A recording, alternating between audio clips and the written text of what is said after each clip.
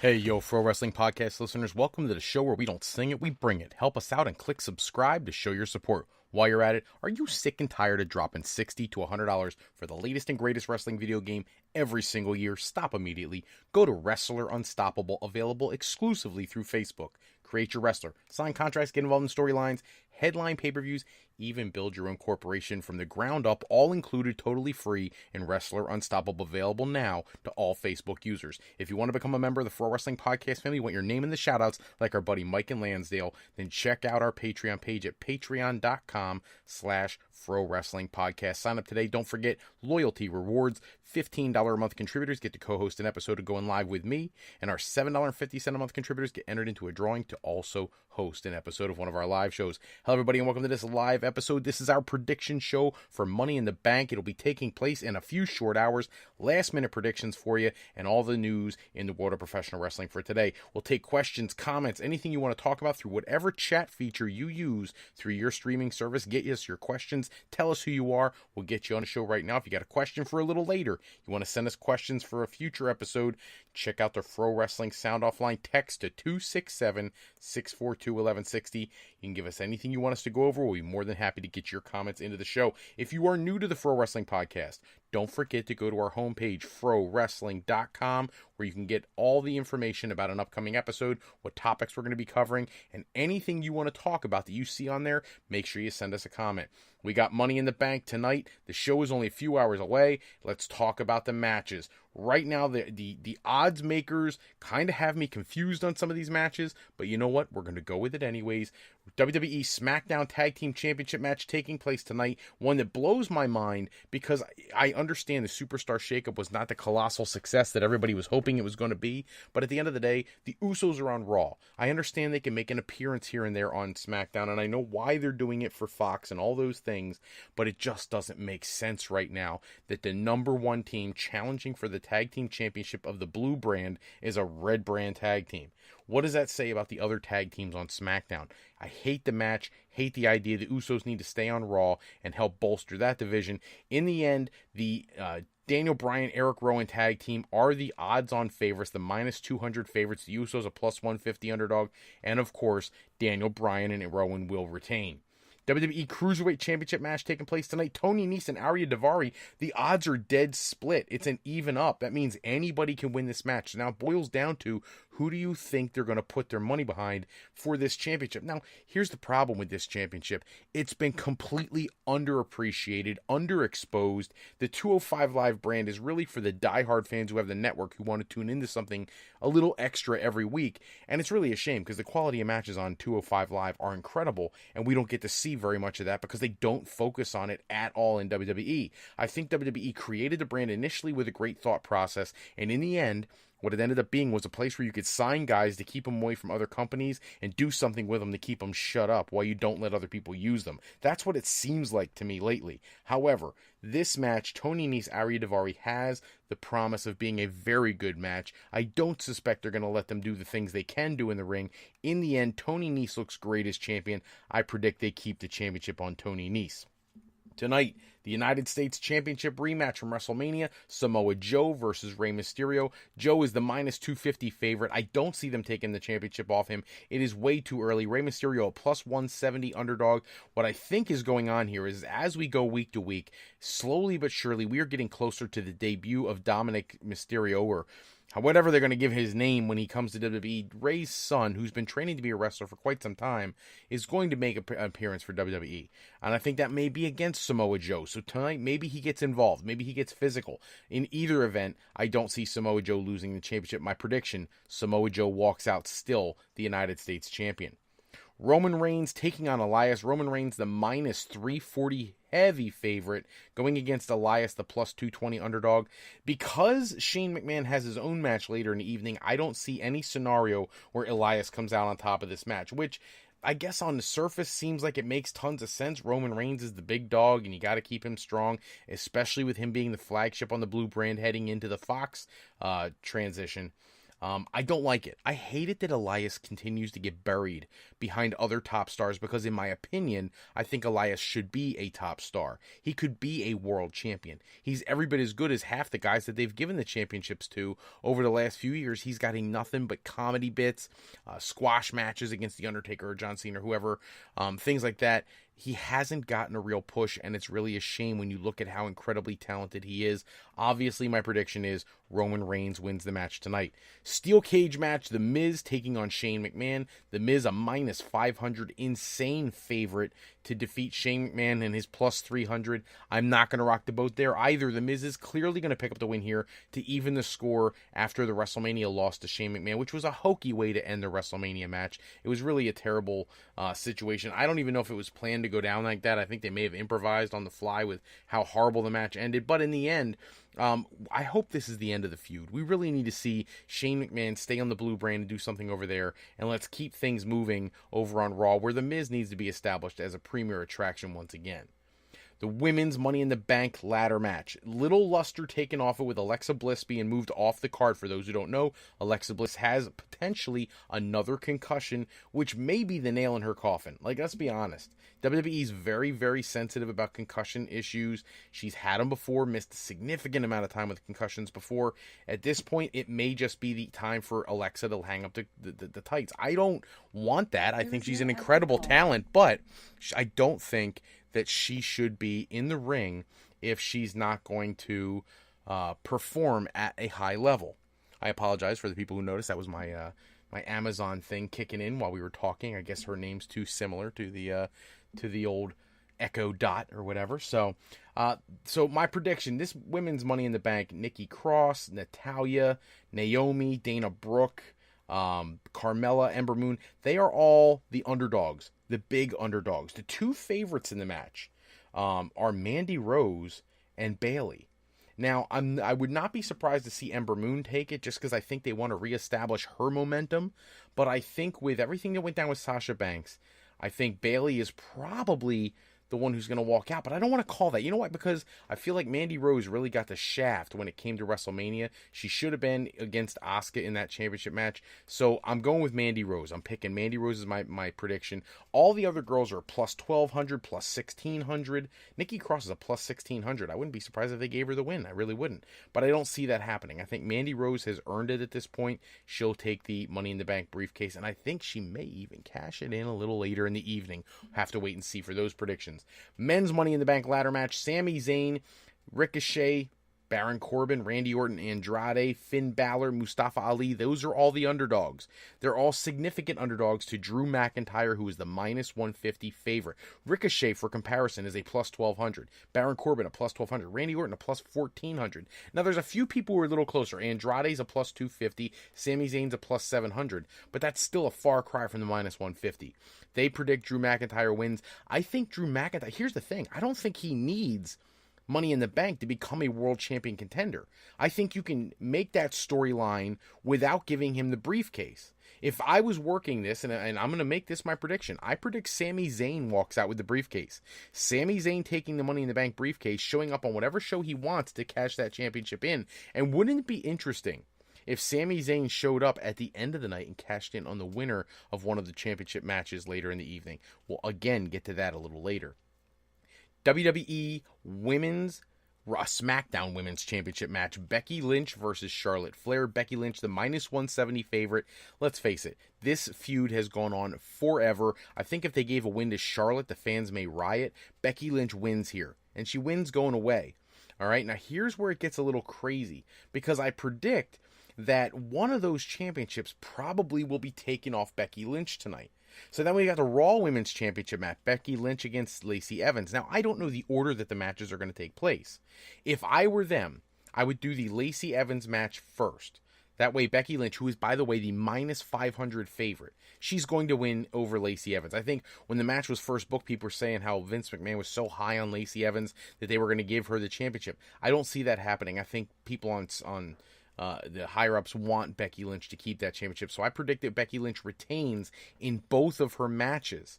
However, if they have Becky Lynch face Lacey Evans earlier in the show, and then they have her face Charlotte later in the show, Charlotte who is established that she can really have a knockdown drag-out match with Becky Lynch, then I think we see the winner of the Money in the Bank, and my prediction was Mandy Rose, come out and cash in on Becky Lynch and take the SmackDown Women's Championship. I think that way she stays on Raw. Right now it's the flagship brand, but with that funky twist they put out there, where people can show up on either show, SmackDown can still have their dose of Becky Lynch, but she doesn't have to be the champion.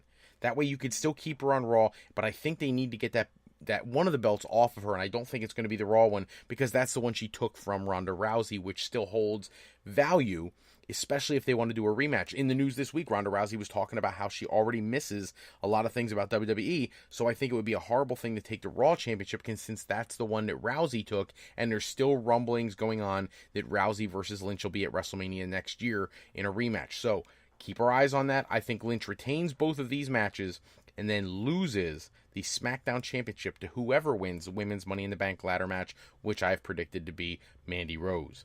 The WWE Championship, Kofi Kingston versus Kevin Owens. Kingston, the minus 200 favorite. Owens, the plus 150 underdog. That's really not that big a spread. This match could go either way. I'm going with Kofi Kingston as the winner, not because he's the favorite, because what I believe is my prediction of Sami Zayn winning the Money in the Bank ladder match will come true, and he will cash in on Kofi Kingston and take the WWE Championship tonight. So Kevin Owens tries for it, doesn't get there, probably has this one of those blow-ups at the end where he power bombs him off the edge of the ring, and then you see Sami Zayn come out, cash in, and take the WWE Championship. And the main event, Seth Rollins versus AJ Styles, this dream match that should be happening and headlining a WrestleMania. We're going to get it tonight. Styles, the plus 250 underdog, Seth Rollins, the minus 400 favorite, and let's be honest, we already know Seth Rollins has to go to the Superstar Showdown in Saudi Arabia and have the rematch with Brock Lesnar. There is a 0% chance you would get me to predict anything but a Seth Rollins win here. So, the prediction is Seth Rollins retains, and no, nobody cashes in tonight the men's Money in the Bank briefcase. They're going to hang on to that for a later date. Now, let's get to the rest of the news for the day. We don't want to keep you guys on here long because we're getting close to time for the kickoff show. Double or Nothing. A match has been canceled due to creative issues. We're talking about Pac taking on Hangman Page. They had a match in Dragon Gate. Hangman Page wins by disqualification. Pac announces that he's not going to AEW. And this is not supposedly a work. It's supposedly a shoot. They have creative differences. Pac is unwilling to lose while he has a Dragon Gate championship. He wants to have a long run reestablishing that brand. He's committed to that brand over anybody. And AEW wanted to have a little different presentation. And I'm not necessarily saying that they wanted to have Hangman Page win the match. No one's even said that, but I think they wanted to do a time limit draw, which I think Pac wanted to look like a megastar and go over and not do a draw. Well, I have a problem with that. And I get it. I've been watching people online all day today talk about, well, Pac did all this stuff in WWE. He's a much bigger established star. What he did in WWE and how big a star he is irrelevant. Okay, he's not on the level of somebody like Chris Jericho, Kenny Omega. Let's face it, Pac, Neville, whatever you want to call him, was a mid-card talent in WWE. The only reason he has the following he has right now is because of the way he walked out and said, screw you, WWE, I don't need you. And I respect that, and I love that, and I think he's incredible for doing that, and it really sends a message that WWE can't always hold their thumb down and hold somebody down. They're going to get their way. But at the end of the day, he is not a world champion contender, and they believe that Hangman Page may be in the future. And if you need evidence, the fact that WWE put a strong offer on the table for Hangman Page before the All Elite Wrestling announcement tells you that they believed he was a star as well. The guy puts together quality matches. He's been featured in multiple promotions. He has a great resume. He will be a star, and he's young. Pac's a little older. He's more established, and he's stubborn as all sin. He feels like he's the attraction. And to some people, maybe he is. Can he put on the best match of the night? Probably. But you know what? Doesn't always matter. I saw a post today, and I can't remember who it was saying it on Facebook, but they were totally right. They said, look at the people who have run WWE as far as wrestlers are concerned over the past 30 years. Hulk Hogan, John Cena, Stone Cold Steve Austin. They weren't the best wrestlers in the world. None of the three of them.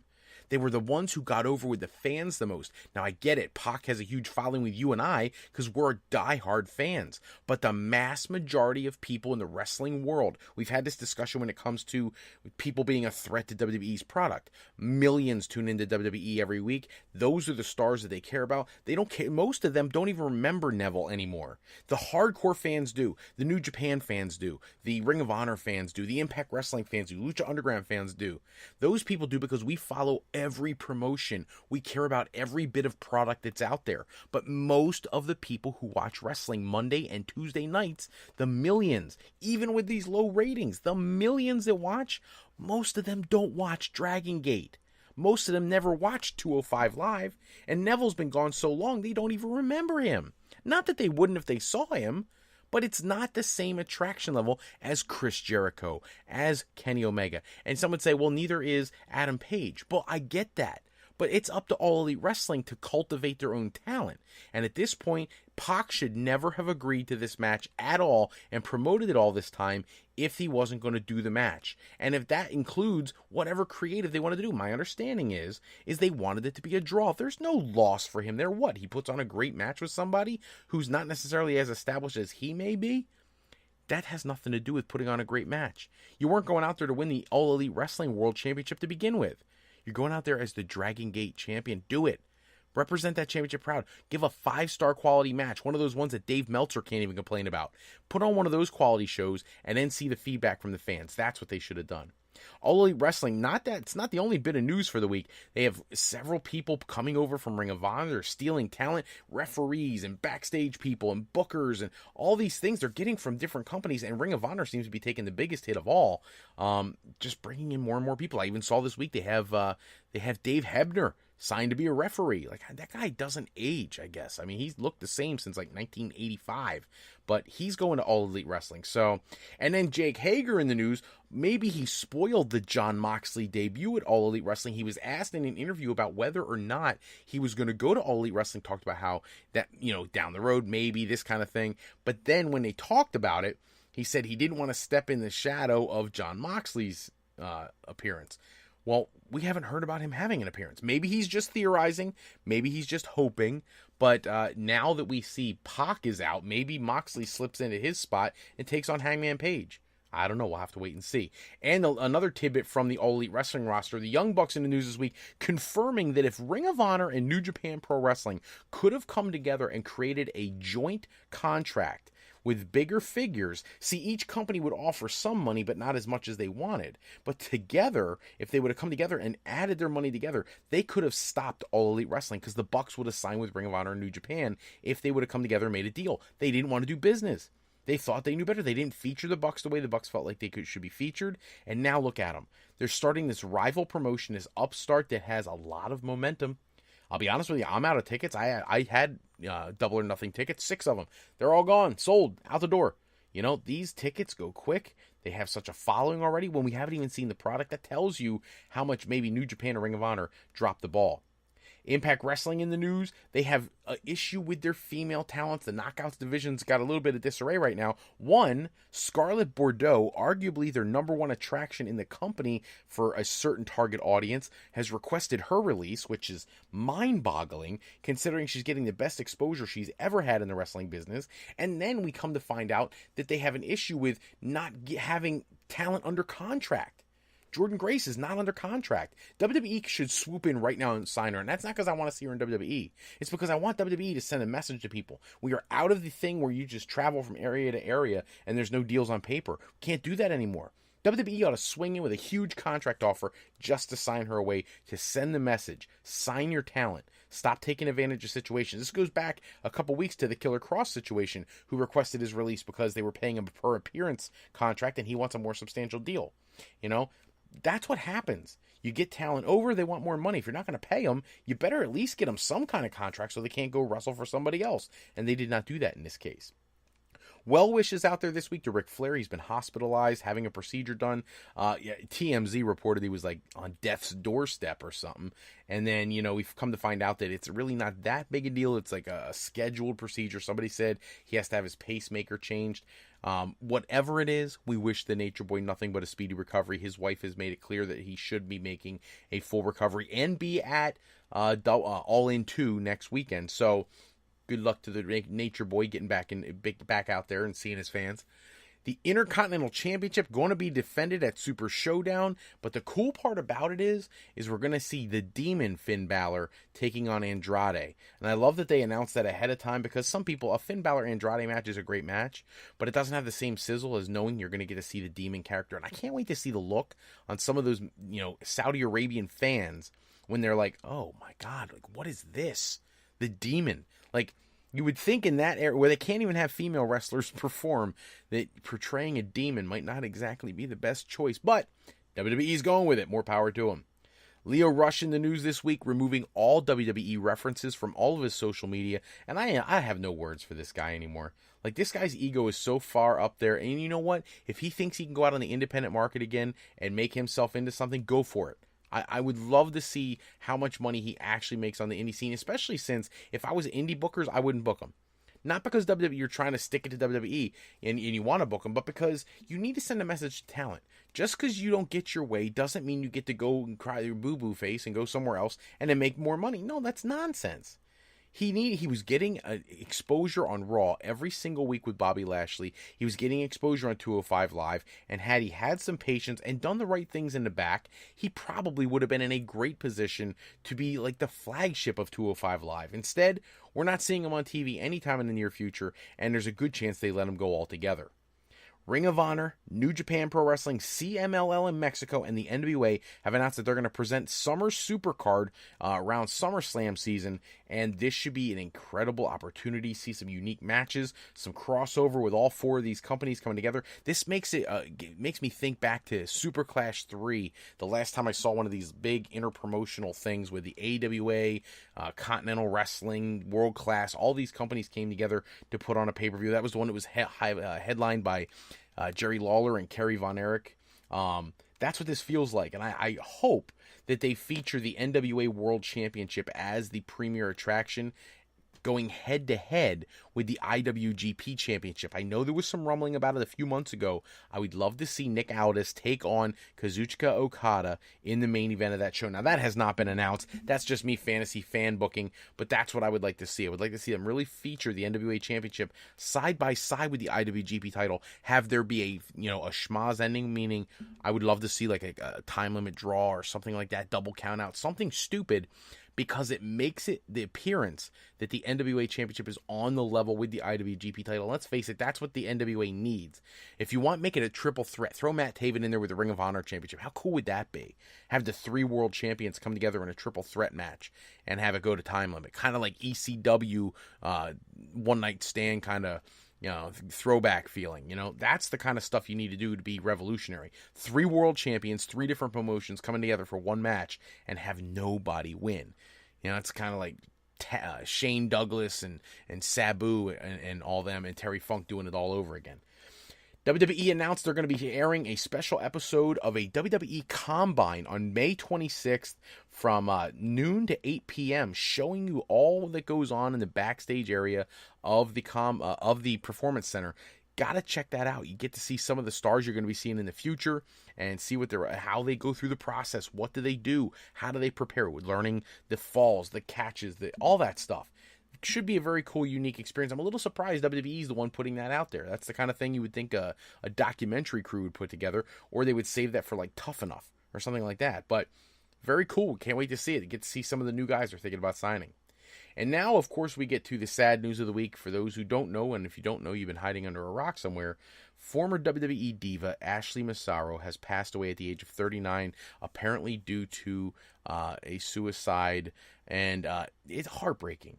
This young lady really got a raw deal. You know, she was an incredible talent in WWE. She spent some time there, left the company to go pursue some other interests, had a falling out with the company when she claims, apparently in the news they're saying this week, that she reached out to WWE to apologize for a lawsuit that she joined dealing with concussion syndromes and things of that nature.